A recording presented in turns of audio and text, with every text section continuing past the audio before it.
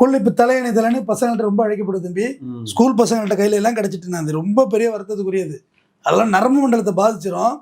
கண்டினியூவா ஒரே இடத்துல இரிட்டேட் பண்ணி மவுத் கேன்சர் வரும், கண்டிப்பா வரும். ஒருத்தவங்க அவங்கவுங்க செய்யற தப்பு வந்து இது கூலிப்பு ஃபில்டர்லாம் இருக்கு, இது ஒன்றும் செய்யாதுமா. கூலிப் போறோட கட்டிதான் ஹார்ட்ஸ் கசக்கிறான கசக்கிட்டு அந்த கையை மோந்து பார்க்க சொல்லுங்க யாராவது. ஐயோ அப்படி ஒரு வாடாது கான்ஸு சொல்றேன்.